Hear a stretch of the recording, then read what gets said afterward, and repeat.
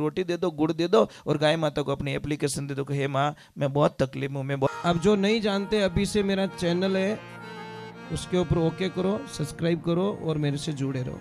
बहुत सारी बातें ऐसी बताई है मैंने जो आप कल्पना नहीं कर सकते हो। हजारों बातें अंदर डाली मैंने वीडियो के माध्यम से, ताकि आप तक पहुंचे, आप उसका आनंद लो।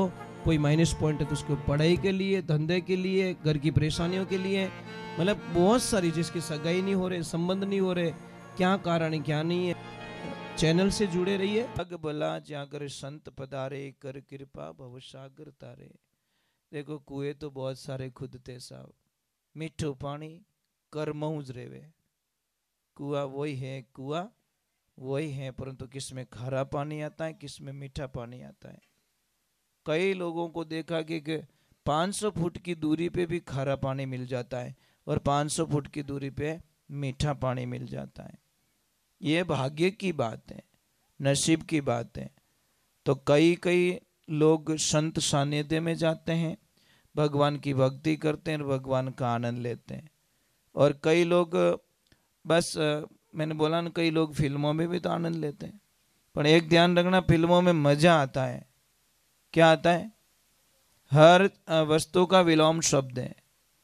दिन है तो रात है, भाई है तो बहन है, मित्र है तो शत्रु है, माँ है तो पापा है, विलोम शब्द है। परंतु ध्यान रखना, आनंद का कोई विलोम शब्द नहीं है।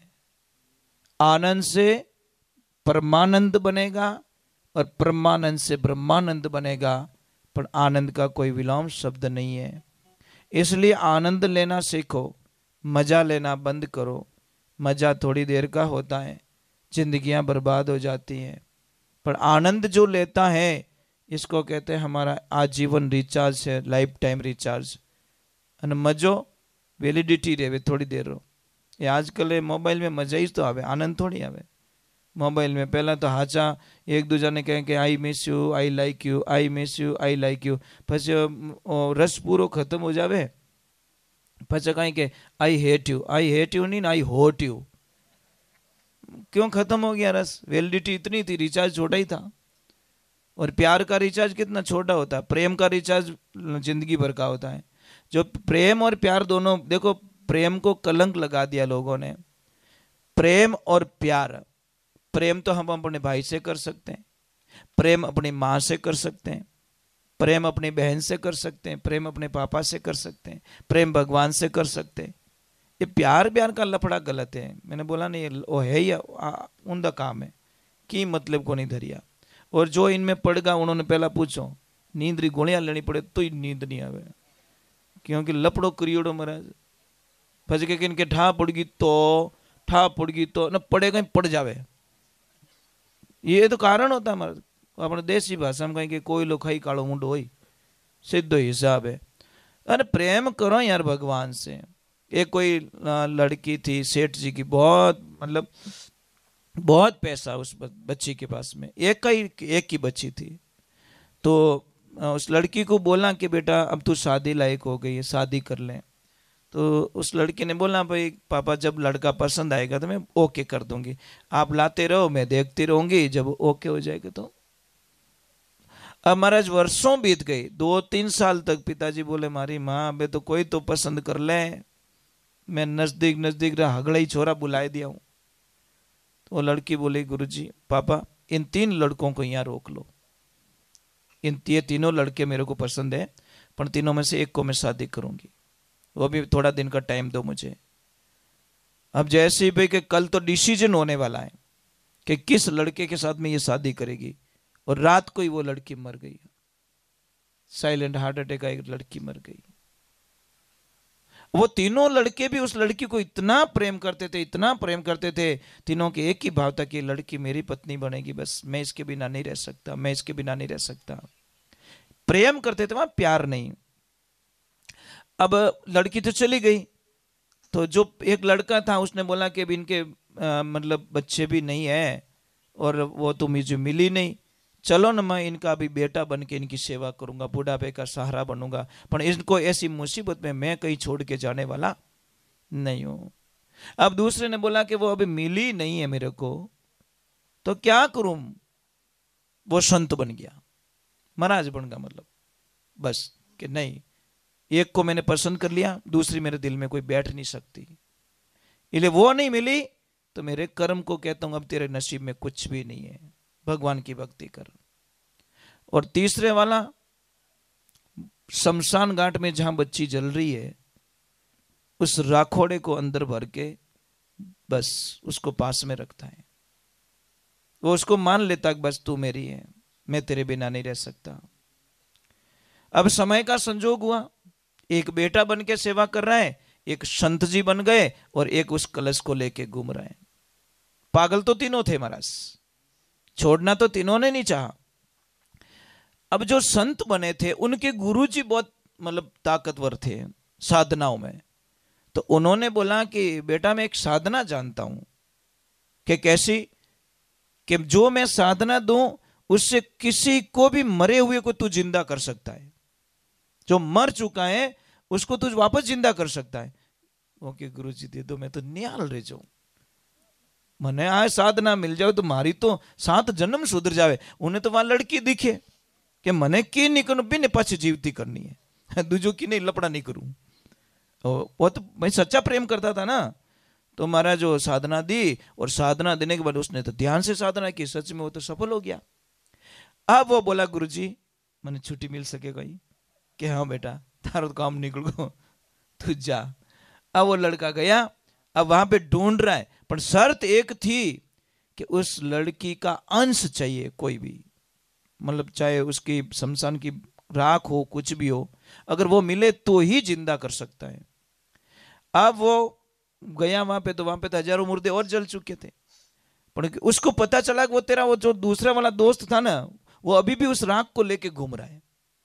तो उसको पकड़ लिया और उसको साधना के साथ में प्रकट कर दिया लड़की को।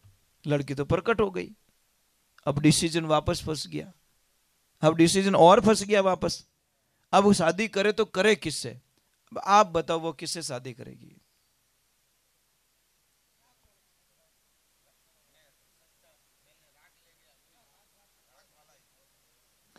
नहीं, आपका अंदाज तो सही जा रहा है, क्योंकि पहले वाला तो बेटा बन गया, तो वो तो उसका भाई हो गया।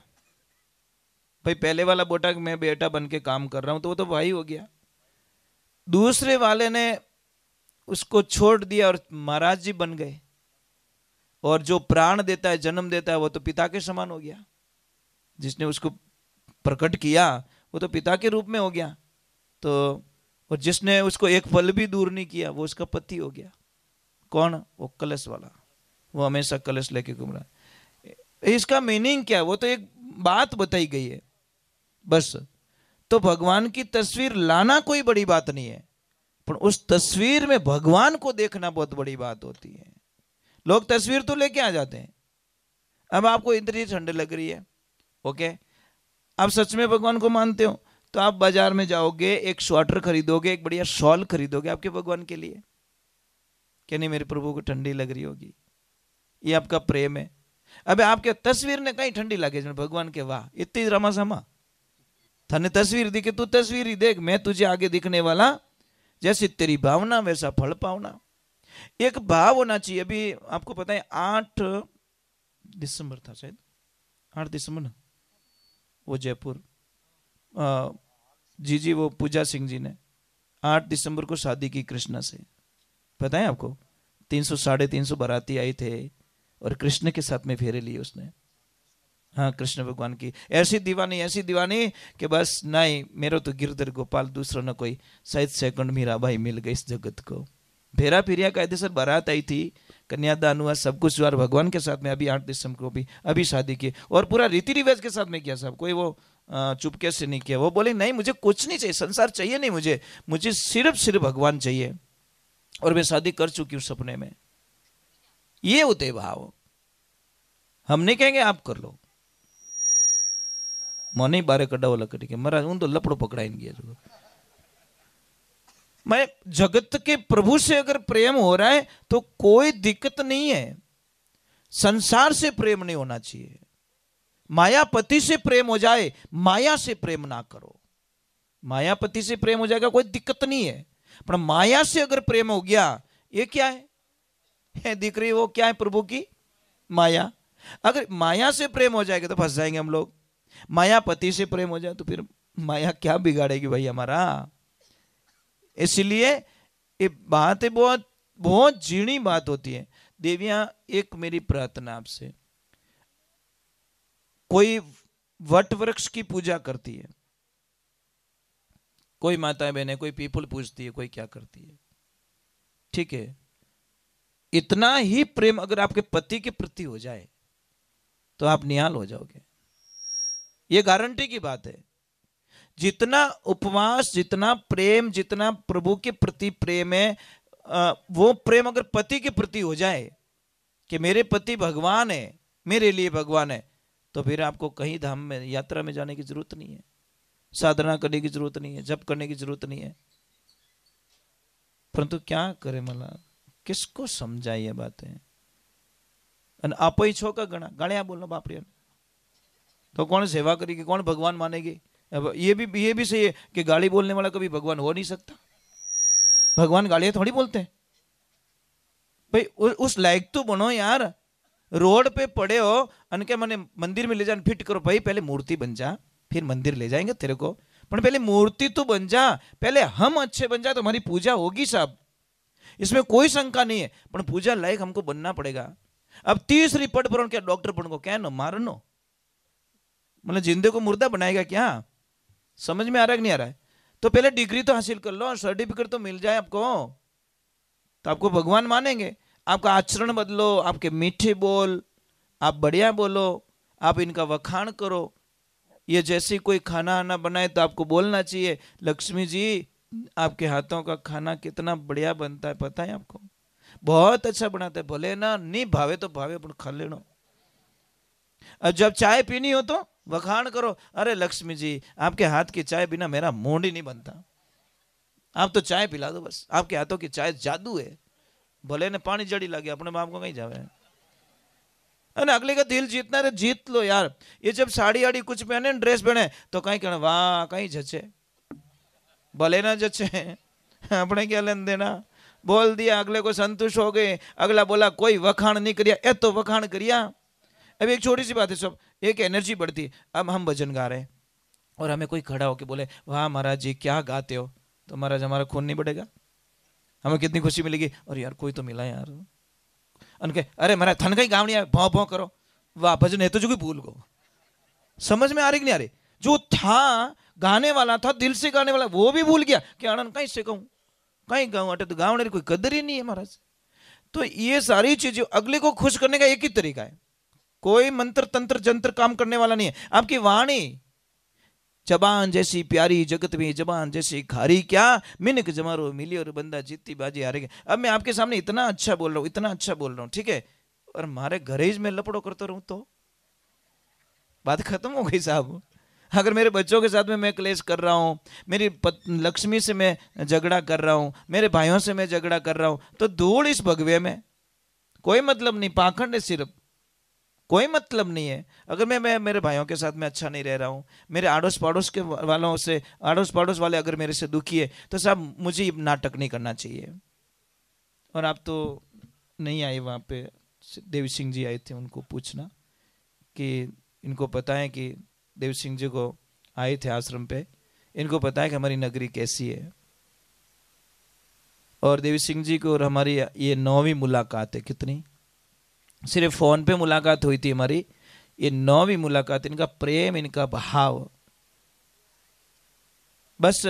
और हर पूर्णिमा हर अमावस्या को गाय माता के दरबार में वहां पे लापसी प्रसाद बनती है, उसमें उनका पूरा पूरा सहयोग रहता है। इनसे जितना भी बनता है, यह हर अमावस्या और हर पूर्णिमा के दिन गाय माता के लापसी के लिए इनसे जितना बनता है उतना ये भेजते रहते हैं। दूसरे आज की बात बोल रहा हूँ, आज पता नहीं सुबह सुबह इन्होंने कॉल किया कि महाराज आज का आज पानी की टंकी वहां पे लगवानी है, आज की आज। मैंने बोला अभी तो हम रवाना हो रहे, नहीं कुछ भी करो, आप पहले टंकी मंगाओ फिर रवाना हो। तो फिर मैंने कॉल किया डायरेक्ट, तो उन्होंने बोला कि मैं भेज देता हूँ। तो वो टंकी वहां पे रख के इन्होंने कुछ कितना 5200-5500 रुपये कितना था, इन्होंने एंड टू एंड पे किया, और वो पानी की टंकी इन्होंने गाय माता के लिए लगवाई एंड टू एंड आज की तारीख में। और ये देखो इनके भाव थे महाराज, भाव बिना कुछ भी नहीं होता। नहीं निकलता आदमी से 100 रुपया। मैंने बोला नहीं, पैसे को खर्च करने का तरीका अलग हो जाता है, कोई धर्म के नाम पर और कोई अधर्म के नाम पे। खर्च तो दोनों कर रहे, खर्च दोनों कर रहे। एक ध्यान रखना, एक भाभी और भाभी माँ में अंतर क्या है? भाभी किसे कहते हैं, भाभी माँ किसे कहते हैं? भाभी वो होती है जो ननद बैसा को देख के मुंडो बिगाड़ दे, वो भाभी होती है। और भाभी माँ वो होती है जो ननद बैसा ने देखते बिना चेहरा माथे खुशी आ जावे कि आज मारा भाई जी मारे घरे आए, आज मारो भाग जागो, वो भाभी माँ होती है। जैसे ननद बैसा ने कोई मामेरो भरनो रेवे और पति 5 तोला सोना ले रहा है, और भाभी अगर माँ होगी तो 5 का 7 करवा देगी। क्या बोलेगी? 2 तोला और प्लस करो, हुआनी ने दियोड़ो कम नहीं पड़े। तो वो कौन है? भाभी माँ। और भाभी होगी वो क्या करेगी? 7 से 3.5 में लेके आएगी। और कहीं के मारो नाम पान की ध्यान रख जो, ये पानी भाई क्यों पिपाड़ियां बजावे है, माँ मेरो भरंदे नहीं बहन रे वास्ते। तो जीजी माताओं एक ध्यान रख जो, आपके घर में कभी पैसों की कमी नहीं आएगी। पर एक ध्यान रखना, आपका पति अगर आपकी ननद बैसा के लिए कुछ ले रहा है, पसंद की कुछ ड्रेस दे रहा है, कोई गहना दे रहा है, तो आप कभी आडा मत फिर जाओ। फिर देखो आपके घर में इतनी लक्ष्मी आएगी आप कल्पना नहीं कर सकते। आपको उल्टा ज्यादा बोलना चाहिए कि उनको और दो। और बहन को दिया हुआ कभी कम पड़ता है क्या? मुझे तो नहीं लगता कम पड़ता है। फिर जिन्हें नीति घाटो है जो इन्हें कम पड़ना ही है। एक बहन थी बेचारी, बहुत दुखी बहुत दुखी बहुत दुखी, मतलब एक टाइम का लाए तो शाम को नहीं, शाम को लाए तो सुबह में नहीं। परिवार लंबा चौड़ा, बच्चे 2-4 बच्चे, पति कई वर्षों से पलंग पे पड़ा, वो खुद मजदूरी करती है, बच्चों को पाल रही है, पति की दवा ला रही है। ज्यादा ही प्रॉब्लम हो गई तो उसने अपने भाई को याद किया कि मैं भाई के पास में जाती हूँ, मेरा भाई बहुत पैसे वाला है, वो कुछ अगर हेल्प कर देगा तो मेरे 4-6 महीने 12 महीने निकल जाएंगे। अब वो आस लेके भाई के पास में जाती है। भाई छत पे खड़ा रहता है और भाई बहन को देखकर अपनी पत्नी को बोलता है कि देख लक्ष्मी, मुझे पता है मेरी बहन दुखी बहुत है और उसको कुछ देना पड़ेगा। वो मेरे बारे में पूछे तो ऐसे बता देना तुम्हारे भाई तो बाहर गए और मैं ऊपर के कमरे में सो जाता हूं और तू कुछ देना मत उसे। महाराज जैसी बहन आई, प्रणाम किया भाभी साहब को और बोला भाभी साहब मेरे भाई कहाँ है कि तुम्हारे भाई 4 दिन से बाहर गए। बोला भाभी मैं बहुत दुखी हूं, मुझे कुछ हेल्प चाहिए। तो भाभी क्या बोलेगी? थोड़ा भाई रे पूछिए बिना मैं कि सुई रो धागो ही नहीं दे सकूं। आप जानते हो तुम्हारे भाई का स्वभाव कैसा है। साहब मैं छोटी सी बात कहूं आपको, यहां पे पापा मम्मी की याद आ जाती है साहब। काश उसके पापा मम्मी होते तो चाहे कहीं से भी लाते, पर बेटी ने खाली भेज था कहने माँ बाप री याद अट आया करे महाराज। अब वो टूट गई महाराज, आंखें में आंसू बिना कुछ बोल नहीं पाई, कुछ नहीं बोली कि काश मेरे पिताजी और माँ होती तो शायद मुझे ये शब्द सुनने को नहीं मिलते। इसीलिए तो बेटी क्या कहती है, जब तक पिता जिंदा रहता है ना छाती ठोक के बोलती कहीं के वो हमारा बाप रो घरे ध्यान रख जो। पर जब बाप दुनिया से चला जाता ने बेटी के पैरों तले जमीन खिसक जाती है, दुनिया मेरी लुट गई, बस अब कुछ नहीं बचा मेरे पैर में, क्योंकि मेरे पापा तो मेरे लिए। और हर पिता है ना बेटी की आंखों में आंसू देखना नहीं चाहता साहब। पिता बहुत कमजोर होता है बेटी के सामने, बहुत नहीं, बेटों के सामने तो बहुत शूरवीर होता है, पर बेटी के सामने पिता इतना कमजोर हो जाता है जिसकी कल्पना नहीं कर सकते। बेटियों कभी अपने पिता की परीक्षा लेके देखना, माँ कसम पिता की जेब में 100 रुपया नहीं है, आप थोड़ा सा 2 आंसू बहा के पिताजी के सामने लिस्ट रख देना, माँ कसम वो कहीं से ब्याज से गिरवी रख के आपकी रिश्ता पूरी कर दे। उसका नाम पिता है महाराज। पिता को समझो, गहरे उतरो। पिता पिता वो होता है जो बेटी को कलेजे का टुकड़ा मानते हैं। अब वो बेटी ने बोला बस मेरे दिन चले गए, अब मुझे वापस निकल जाना चाहिए। आस लेके आई थी, बड़ी निराश हो गई, पर जैसे बाहर निकली साहब, धरती ने बीज नहीं खोया, ध्यान रखना, धरती ने बीज नहीं खोया। सामने वाले चबूतरे पे एक भाई बैठा, वो बोले जी क्यों रो रहे हो? कि भाई मैं बड़ी आस लेके मेरे भाई के पास में आई थी, पर मेरा भाई यहाँ पे नहीं है, मेरी भाभी ने कुछ दिया नहीं। तो उस भाई ने क्या बोला देखना, उस भाई ने बोला कि बहन मैं तारी जाति रो भाई को नहीं, मैं थारे खून रो भाई को नहीं, पण गैली तारा गांव रो तो भाई हूं, तेरे गांव का भी तो भाई होता है ना। अरे वो भाई बाहर गया तो क्या हुआ, ये भाई तो यहीं बैठा है, बोल थारे कई चीजें। अंदर आवाज लगी, लक्ष्मी जी पैसा आया है, हमारी जीजी ने कहीं न कहीं चीजें, जितनी चीजें जो कुछ चीजा दे दो। लक्ष्मी मिले तो ऐसी मिले कि भाई जी आपकी आंखों में आंसू। अरे हम बैठे हैं ना, जिसका कोई खून का रिश्ता नहीं, कोई समाज का रिश्ता नहीं, कोई लेवल का रिश्ता नहीं, उसने तुरंत बैलगाड़ी मंगाई और थोड़ा अन्न दे दिया, थोड़ा बिस्तर दे दिया, थोड़ा खाने का दे दिया, थोड़ा सामान दे दिया, पैसे दे दिए, और बेटे को बोला कि जा बेटा बुआ जी को घर पे सही सलामत छोड़ के आना। जैसे ही बेटा जाता है, परंतु पीछे से दोनों पति पत्नी आवाज करते हैं कि कहीं बुआ जी ने, बहन ने भोजन बना के बेटे को खिला दिया और बेटे ने बदले में कुछ नहीं दिया तो हमारा पुण्य खत्म हो जाएगा। पर 2 दिन हुए, बेटा जब वापस आता पैदल आ रहा है अकेला ही। बेटे को पूछा बेटा बैलगाड़ी कहाँ है, बैलगाड़ी कहाँ है? कि पापा बुआ जी ने मुझे भोजन जिमाया, मैंने मेरी जेब चेक की, रुपये निकलियो को नहीं, तो मैं उस भोजन के बदले में बैलगाड़ो दी आयो, मैं तो दे दिया मैंने। उस टाइम में उन्होंने बोला वाह भाई हम तो धन्य हो गए, ऐसे बच्चे को जन्म देके, ऐसे बच्चे की परवरिश करके, हमारे से भी तो डबल निकल गया। इसलिए महापुरुषों ध्यान रखे, बहनों के लिए कोई मुंह ना छिपाए। मैं तो वही कहूं, थारा भाई रहे तो वो तो हिस्सों ले, तो व्यवहारिक बात है।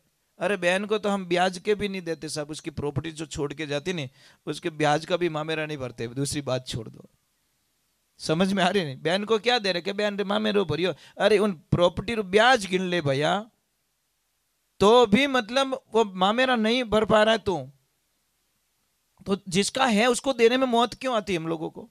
हमारी लिस्टें कभी पूरी होती क्या? कभी नहीं होती साहब। तो उसको दो, खूब दो, भगवान भला करेगा। बोलिए सत्य गुरुदेव की। तो जीजी माता मैं विश्वास कर सकता हूं, अभी भाभी माँ कौन कौन बनेंगे? ऊपर हाथ कर लो। भाभी माँ, भाभी नहीं वाह, भाभी माँ 5 का 7 कौन कौन करवाएंगे ये बताओ, ताकि तुम्हारे ननद भाई साथ बैठे रहे तो आज वो बड़ी खुश होके जाएगी कि वाह मेरी भाभी ने ऊपर हाथ कर लिया, मारो तो माँ मेरो सुधरियो। कम से कम उनके आने वाले 2-3 साल तो अच्छे निकल जाएंगे, जब तक शादी नहीं होगी तब तक तो अच्छी पॉजिटिविटी में निकालेंगे। मारे भाभी उस हाथ करियो, इन्हों मतलब मारे थाल पड़ी।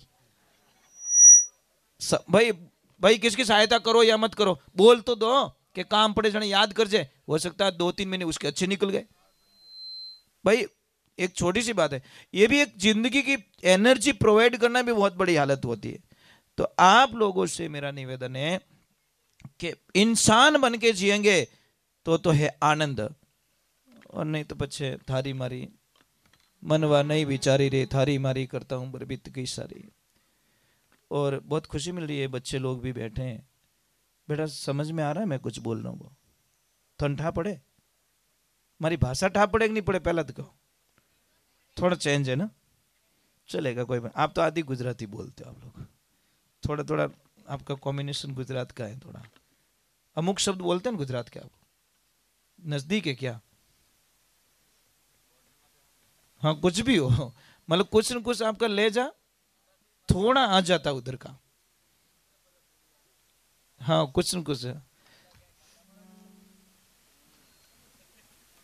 नहीं नहीं अमुक अमुक शब्द कोई बात नहीं, अपना बहुत अच्छा लगता है, मतलब बहुत अच्छा नहीं, कोई बात नहीं, अपने खिचड़ी चौकीज बने।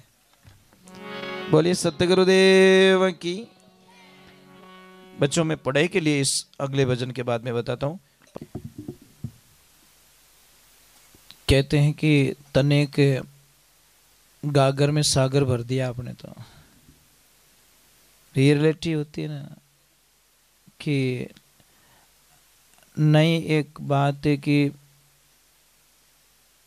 विष होता ना, विष अगर एक आदमी पीता है तो वो एक ही आदमी मरता है, और शब्द रूपी विष अगर किसी ने कान में पी लिया तो पूरी समाज का विनाश कर देता है। फर्क इतना ही पड़ता है साहब।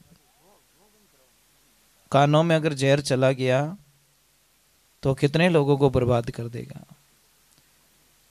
इसलिए अमृत और कथा अमृत में यही फर्क है। अमृत पीने वाला एक अमर होता है और कथा का अमृत पी ले तो सबको अमृत कर लेता है वो, यही आनंद। और कथा में नया क्या है, कथा में व्यथा खत्म होती है, उसी को कथा कहते हैं। साहब जी एक बात का ध्यान रखना, बहुत ही कड़वा है कि आप किसी को भी खुद की कथा सुनाओ,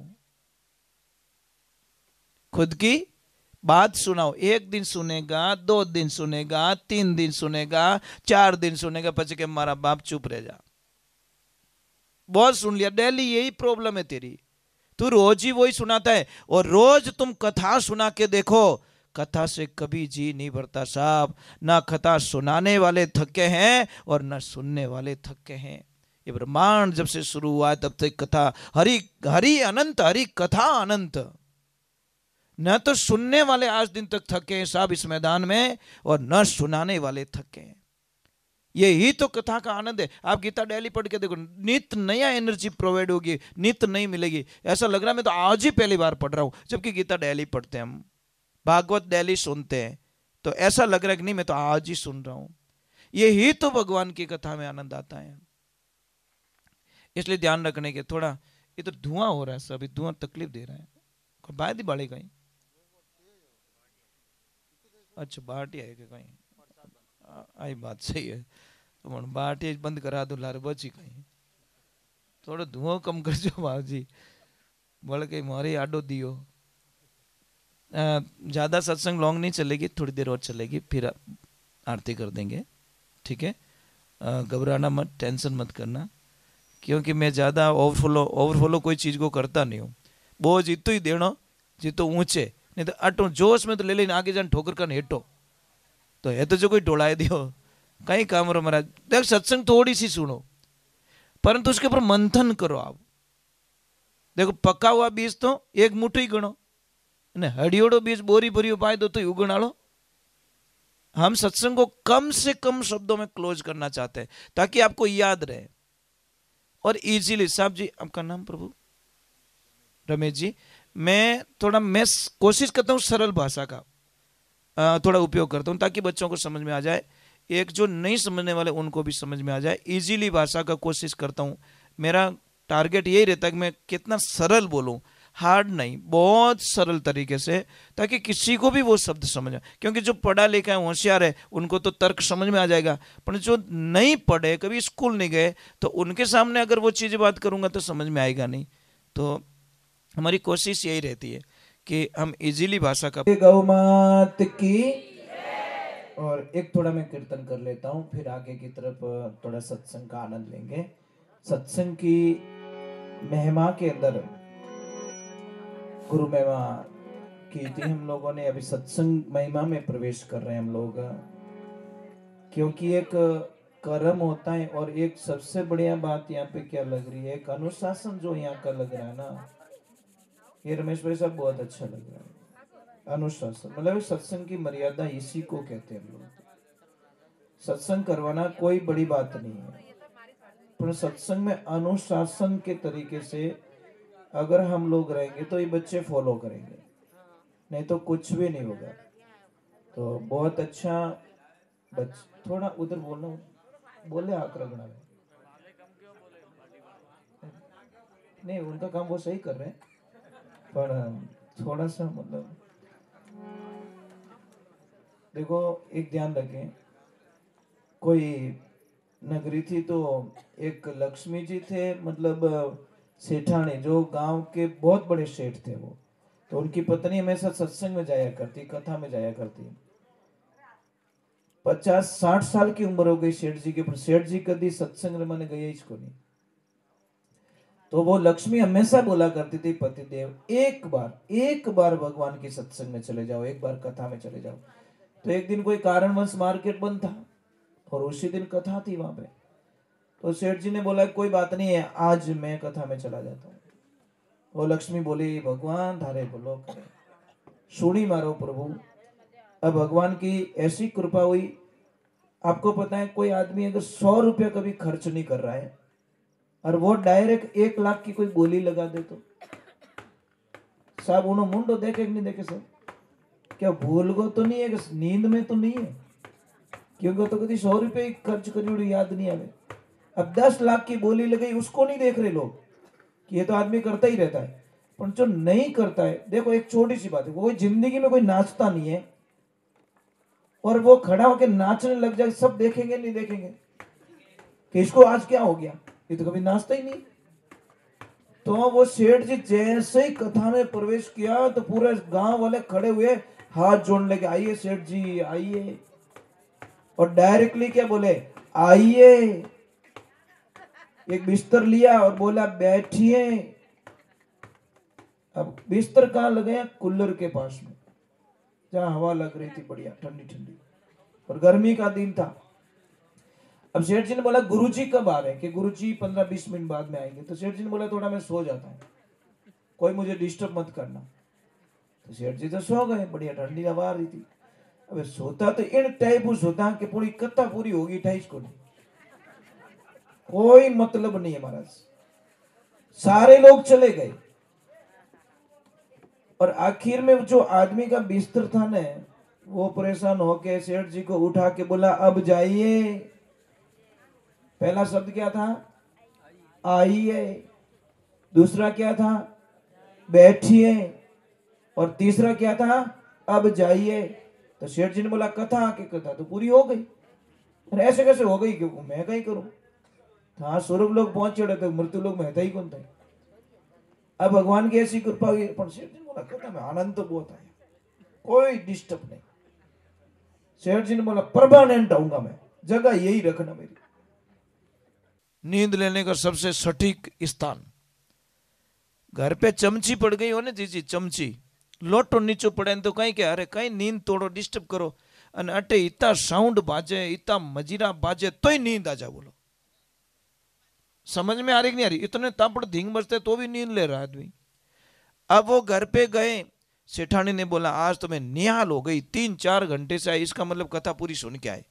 सेठानी ने बोला कथा कैसी लगी, अरे कथा में आनंद आ गया।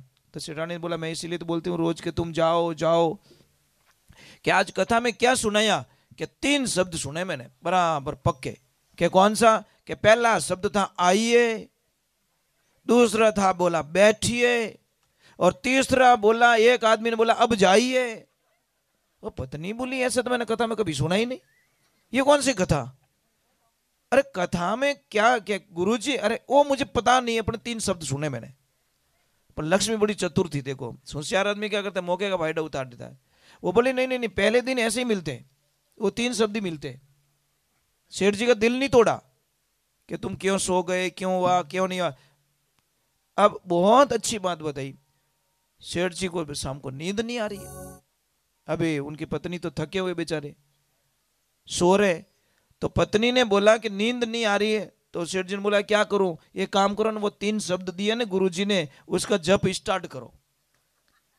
अब सेठ जी बैठ गए ध्यान में, गर्मी के दिन थे, दरवाजा खुला था, बोले थोड़ी हवा आएगी, आंखें बंद है और अकेले ही बोल रहे आइए बैठिए अब जाइए। रात को 2:30 बजे एक चोर निकलता है, उसने बोला दरवाजा खुला है थोड़ा हाथ मार लेता हूं। जैसे ही अंदर एंटर हुआ और सेठ जी के मुखार बिन से निकला का आइए, चोर ने बोला मरवा दिया, इन्होंने तो देख लिया। बाद में बोला बैठिए, चोर ने बोला ये तो बैठने का बोल रहा है। अब चोर बैक साइड में निकला तो सेठ जी वापस बोले अब जाइए। चोर ने बोला कि काम गड़बड़ हो गया, पहचान लिया, कल पंचायती होगी, जितनी चोरियां कई खोलनी पड़ेगी। वो चोर ने बोला जो है दे दो, मुंडो तो बंद करना पड़ी। जो लाया चोरी करके ले जाके झोली में पटक के बोला अब लीजिए। तो सेठ जी ने बोला क्या है, कि जानता पीनता हाका मत करो, चुप रहो, वो है जो कोई एडजस्ट करो। वो तो बेचारा चला गया, वो चला गया। सुबह का टाइम हुआ और लक्ष्मी को बोला लक्ष्मी कि क्या, कि मेरा गुरु मंत्र सिद्ध हो गया। कि वो कैसे है, कि देख ये पता नहीं कौन झोली भर के पटक के गया इधर। अरे कौन देखे गया ये पता नहीं है, पर उसने इतना बोला कि अब लीजिए।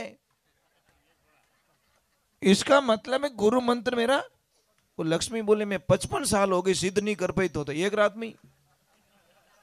इसलिए कहते शब्दा मरिया मर गया शब्दा छोड़ियो राज, जे जे शब्द विचार्या जरा सर गया काज, शब्दरी लागी वेसो जानेगा फल कहीं जाने भाई। जो शब्द के पीछे चल जाता, शब्द कभी मरता नहीं, ध्यान रखना। आदमी मर जाता है, शब्द कभी मरता नहीं है। महापुरुषों ध्यान रखें, एक ही साधना करो, जिंदगी में एक प्रण बना लो कि मेरी वजह से किसको तकलीफ नहीं होगी, बस बात खत्म। आप यज्ञ मत करो, जप मत करो, तप मत करो, हवन मत करो, तीर्थ मत करो, दाम मत करो। अगर आपकी वजह से कोई दुखी है तो समझ लेना कि जीवन का कोई अर्थ नहीं है। मतलब मेरी वाणी से, मेरी स्वभाव से, मेरे नेचर से, मेरी आदत से अगर किसी को तकलीफ हो रही है तो कोई मतलब नहीं है। मैंने बोला ना कि मेरा भजन गाना कोई मतलब नहीं है। अगर मेरे से कोई दुखी है तो बस मैं अपने आप को दोषी मानूंगा कि मैं गलत हूं। भाई मेरी वजह से दुखी है लोग, अच्छी बात नहीं है। अब जो बेटा एक प्रश्न कर रहा हूं आपसे, इस दुनिया में सबसे बड़े भगवान कौन से है, बता सकते हो? सबसे बड़े भगवान बताओ, नाम बताओ। हाँ जी, पक्का? तो पापा मम्मी रो क्या मानो, मानते हो ना? अगर मानते हो तो बहुत खुशी की बात है। जो मीन नहीं माने उनो भगवान भलो करे। आज देखिए, मैं रात को साहब जी सत्संग में गया, रमेश जी बाली में, तो सत्संग शुरू की थी कि ने, मैं स्नान करके ही बैठता हूँ सत्संग में। मुझे वर्षों बीत गए, मैं सत्संग में आरती तक खड़ा नहीं होता, सत्संग में कभी पानी नहीं पीता, 40 वर्ष हो गए कभी पानी नहीं पिया। सत्संग के अंदर ये बिल्कुल अलाउ नहीं है। तो मैं जब आया तो भजन चालू थे, ऐसे ऐसे 3-4 माइक लगे थे और एक दाता गा रहे थे और सामने भी एक भाई साहब बैठे थे, उधर भी एक भाई साहब बैठे थे, उनके गाने वाले के पास में भी एक भाई साहब बैठे थे, पर वो गा रहे बड़े आनंद से। मुझे बड़ा अच्छा लगा, मैं क्या सत्संग तो बहुत अच्छी हो रही है। तो जब भजन पूरा हुआ तो उन्होंने बोला गुरुजी आप गाइए। तो मैंने थोड़ा उनका परिचय पूछा, मैं कि यार आपका जो मंडली है ना, जो आपका मंडली है ना, ये बहुत अच्छी मंडली है साहब। इस दृश्य को आप बात सुनोगे ना आपको अजीब सा लगेगा। मैंने बोला आपका कॉम्बिनेशन बहुत अच्छा है। मैं कि ये भाई साहब हुंकारो बढ़िया देवे, ए लारे लारे गावे बढ़िया है, ए थारे जेलो बढ़िया राखे। के गुरुदेव ये मेरा बेटा है, ये मेरा बेटा है, ये मेरा सबसे बड़ा बेटा है, वो वकील साहब है, वो इंजीनियर साहब है, 6 बेटे, एक डॉक्टर हैं, 6 के 6 सरकारी जॉब में, पर भजन हम सब बाप बेटे एक साथ में गाते हैं। साहब जी भर गया वास्तव में, क्या संस्कार दिए उन्होंने, इतने बड़े पद पा लिए। पर पिताजी की एक बात आई, कई लोग मुझे एक चर्चा करते, मैं भैंस का दुश्मन नहीं हूं ध्यान रखना, परंतु कई लोग मुझे प्रश्न करते कि गुरु महाराज मेरा बच्चा है, पढ़ाई नहीं करता, आलस बहुत करता है, कहना नहीं मानता और दिमाग बहुत कमजोर है। तो मैं एक ही चीज पूछता हूं, भाई दूध किसका पिलाते हो आप? वो बोले भैंस का। तो भाई इसका इलाज मेरे पास में नहीं है, आई एम सॉरी, मैं इसका इलाज नहीं कर सकता। क्या कारण बताओ? कि कारण यही है कि गाय माता जब बछड़ी को जन्म देती है तो कहीं क्यों बछड़ो क्यों, पछे क्यों टोगड़ियो, पछे क्यों नारकियो, पछे क्यों बलद, कितना रूप रिया, 4 रिया। और भैंस जिस दिन पाडे को जन्म दिया उन दिन पाडो मरियो, जितनी पाडो ही रियो, कोई फर्क नहीं पड़ियो महाराज, कोई चेंजिंग नहीं। हाँ पाडो ही पाडो नहीं, उसका इन्हों कोई दूसरा नाम आयो बीच में की को नहीं आयो। दूसरे नंबर भैंस के पाडे को देखना, दूध पीते ही एक तरफ जाके सो जाएगा, बोले माँ क्या नाक बबड़े तो उड़ावे को नहीं, इतना आलस आएगा क्योंकि दूध में फैट होता है और ज्यादा फैट होता है, आलस आएगा और वो सो जाता है। गाय के बछड़े को देखना आप, 10-15-20 मिनट आधा घंटा हाथ ही नहीं आवे, दूध पिया करे पूछड़ो ऊंचो टावर एंटीना, और माँ कसम बच्चे थोड़ी देर तो मिलते ही नहीं, पकड़ में ही नहीं आते, वो दूध पच जाता। तीसरे नंबर देखना, 10 भैंस के बीच में एक भैंस के बच्चे को छोड़ देना, वो 8 भैंस की लात खाएगा। वो क्या सोचा, यही मेरी माँ हो सकती है, यही हो सकती है, तब जाके भैंस के पास में पहुंचेगा। और गाय के बछड़े को 100 गाय के बीच में छोड़ना साहब, विथिन 30 सेकंड के अंदर अपनी मां को ढूंढ निकालेगा। समझने में थोड़ा समझिए, गहरे समझिए। आप गाय क्या है समझ लीजिए। अब चौथे नंबर की बहुत अच्छी बात बता रहा हूं। एक अनजान गाय को आप एक रोटी देना, गुड़ और रोटी देना, टाइम लिख देना, सेकंड डे उसी टाइम को वो गैया मैया वहां पे आ जाएगी। और भैंस को बादाम का हलवा खिला देना। जहां पे भी कीचड़ मिलेगा ने, वो मेकअप कराने के ब्यूटी पार्लर में घुस जाएगी और पूरा कीचड़ लेप करके आएगी। आई एम भैंस, हे मारी मां कटे लोट रही कादा में तने स्नान करयो और तो 5 मिनट में कादो रगड़ी आई। अब उससे हम आशा करते कि उसका दूध पी के हम इंटेलिजेंट बन जाए, तो खुद कादो। समझ में आ रही कि नहीं आ रही? अब इसीलिए, और एक बहुत अच्छी बात, भैंस को, गाय को 100 किलोमीटर दूर ले जाना आप और छोड़ के आ जाना, गाय वापस घर पे आ जाएगी। और भैंस को सिर्फ 3 किलोमीटर दूर ले जाना, छोड़ देना। वो भैंस सोचेगी मैं आई कहां से। इसलिए साइंस कहती है बफेलो मेमोरी शॉर्ट, उसकी 2.5 घंटे तक दिमाग काम करता है। पर जब भूल जा मैं आई कटूं कहां से आई मैं। इसलिए भैंस को ढूंढते फिरते लोग, मेरी भैंस देखिए, तू बांधी है कहीं। भैंस को ढूंढते फिरते हैं, गाय को ढूंढने की कोई आवश्यकता। इसलिए मैं नहीं कहता भैंस मत रखो, भैंस रखो, पर गाय को आप घर से बाहर निकाल देते हो। देखो ये यहाँ पे जो 2 गैया मैया आई नहीं, देवी सिंह जी ने हमारी एडवाइस से 2 गैया मैया लेके आए। एक ला रहे थे, मैंने मना कर दिया, नहीं मैं कि एक मत ले जाना, क्योंकि गाय की आदत मैं जानता हूं, क्योंकि मेरा जीवन पूरा गाय के बीच में निकल गया। मैं कि 2 ले जाओगे तो एक दूसरे को समझ के, एक दूसरे को देख कर उनकी एनर्जी जो होती है ना, उनकी जो मानसिक स्थिति होती है ना, वो कमजोर नहीं बनेगी। और बहुत अच्छी, अभी मैं देख के आया था, बहुत अच्छी दोनों गैया मैया, बहुत अच्छी, नहीं बहुत अच्छी। और उस बछड़ी का नाम क्या, देवकी क्या रखा, देवकी क्या भैया ना, बहुत मस्त है, बहुत अच्छा। तो ये छोटी सी बात है, गाय को दूध तक सीमित मत रखो आप। ये मत सोचो दूध नहीं देती, अरे भाई गाय का मुंह देखो। गाय माता जहां पेशाब करती है पता है, वो भूमि पवित्र हो जाती है। वहां पे देवता लोग उस मिट्टी में लौटने के लिए लाते हैं, वो भूमि पवित्र हो जाती है। और गैया मैया जहां पे बछड़े को जन्म देती है ना, बछड़े को जन्म देती, वो गीली मिट्टी हो जाती है। वो मिट्टी उठाइए आप, उस मिट्टी को छोड़ना मत। बड़ी भाग्यशाली लोग होते हैं, उस मिट्टी को उठाइए और घर में लीपणों करो, धनवान हो जाओगे आप। आप उस मिट्टी को अपवित्र मानते हो, जबकि वो मिट्टी इतनी पवित्र हो जाती है। उसी को उठाओ, गीली गीली मिट्टी को, और अपने घर में जहां पे कच्चा आंगना होता है वहां पे लेप कर दो, मिट्टी का लेप कर दो, इतना बढ़िया होगा। और आपकी कोई भी समस्या XYZ प्रयोग करना है ना, प्रयोग आप कर सकते हो। कोई भी तकलीफ हो, आप गाय माता के कान में जाके कह दो, गुड़, एक रोटी दे दो, गुड़ दे दो, और गाय माता को अपनी एप्लीकेशन दे दो कि हे माँ मैं बहुत तकलीफ में हूँ, मैं बहुत समस्या में हूँ, मेरी समस्या का निदान करना। तो गैया मैया आपकी समस्या ऊपर से ऊपर बाईपास निकाल देगी, पता ही नहीं चलने देगी आपको। और कोई भी बच्चा अगर पढ़ाई में कमजोर है, मेमोरी नहीं है, याद नहीं रहता, पढ़ना चाहता पर आगे नहीं बढ़ पा रहा है, तो उस बच्चे के लिए क्या करना है, पूर्णिमा का दिन होना चाहिए, संध्या काल होनी चाहिए, और गाय वाले के पास में जाओ और गाय वाले को बोलो मुझे दूध चाहिए, पर मेरे सामने निकाल के देना है। पहले निकाला हुआ दूध नहीं चाहिए गाय का, मेरे सामने बछड़े को छोड़ो, जब बछड़ा दूध पिएगा फिर गाय दूध देगी। तो आगे वाले जो थन है वो दूध निकलवाइए आप, पीछे वाले का नहीं, आगे वाले दोनों थन का दूध निकलवाओ और घर पे लाओ, उसकी खीर बनाओ, ड्राई फ्रूट डाल दो, जो भी डालना है, खीर बना के 2 से 3 घंटे तक उस खीर को मतलब चंद्रमा के प्रकाश में रखना, उसका मेल करना, कुल मिला के उसकी जो प्रकाश है वो वहां पे पूर्णिमा के दिन उसके ऊपर पड़ना, फिर उस बच्चे को खिलाओ। आप मना करोगे तो भी बच्चा जबरदस्ती पढ़ेगा, नहीं मुझे पढ़ना है, मुझे कुछ करना है, उसके सपने बहुत बड़े हो जाएंगे, नहीं मैं कुछ बनना चाहता हूं, अरे कुछ बनो ना, आपको कोई आइडियल माने ऐसा करो ना, कुछ ये करिए आप। क्या नॉर्मल जीवन जीने का छोटा, देखो स्वामी विवेकानंद जी क्या क्या कहते थे, उनको बहुत फॉलो करता हूं मैं। वो कहते थे अगर सो रहे हो तो जग जाओ, जग गए हो तो बैठ जाओ, बैठ गए हो तो खड़े हो जाओ, खड़े हो तो चलने लग जाओ, अगर चल रहे हो तो दौड़ने लग जाओ। यही कामयाबी की सबसे बड़ा मंत्र होता है। अपने आप को टॉर्चर ज्यादा करो खुद को। ये मन कहता नहीं 15 मिनट बाद में उठूंगा, उसको बोला नहीं तेरे कहने चक्कर में आने वाला नहीं हूं, तू बेटा 15 मिनट की जगह 1.5 घंटा हो जाए, मैं तेरे चक्कर में नहीं आऊंगा।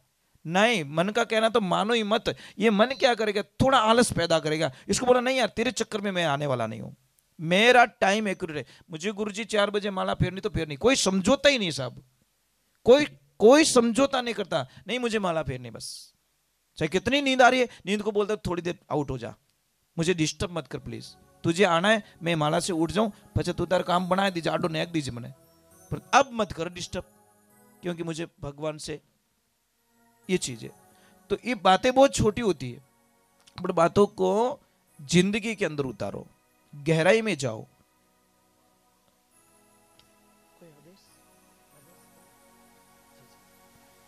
चलो हम भगवान के चरणों में जाते हैं, और ज्यादा नहीं बैठूंगा आपको वहां, शायद मुझे लग रहा है गुरुजी निकल रहे हैं ऐसा अनुभव हो रहा है, शायद थक भी गए होंगे। आज इनके भी यहाँ पे गुरुजी काम बहुत था, ये भी थक गए, मतलब पता नहीं कैसे बैठे हैं, मुझे तो लग रहा था मैं कि 12 बजे तो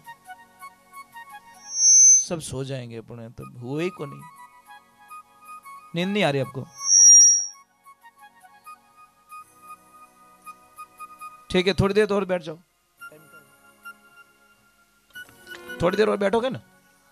नवयुग मंडल कैसे हो, मैं आपके लिए कुछ अच्छी बात बताऊंगा, ठीक है? आगे बढ़ने का मेरे पास है नहीं, मैं बच्चों पे ज्यादा ध्यान देता हूँ। मेरा रमेश भाई साहब ज्यादा से ज्यादा 90% मेरा बच्चों पे ध्यान रहता है। मने ठाए कि बन बूढ़ा बूढ़ा ने कहूँ चिलम छोड़ दो तो ये छोड़ने वाला है को नहीं, इनका तो बढ़िया मैं अणन छोड़ू को नहीं, मैं टाबर माते ध्यान दूं भाई, टाबर था मती हीक जो, समझ में आ रही नहीं। अबे नवा रोकड़ा ने पानी पाऊं तो बढ़िया ही लगो, अबे हुकोड़ा ठोटा ले जान टैंकर खाली करूं, महाराज क्या तार पुंडू उजगो कहीं गयो बट कहीं हो तो खोखाल पड़ गई बीच में। तो बुजुर्ग लोगों को बिल्कुल नहीं कहता तुम नशा छोड़ दो, मैं नवयुग मंडल की तरफ ज्यादा ध्यान देता हूँ। आने वाली जो पीढ़ी है, आने वाला देश है, हम आपको सौंप के जाएंगे।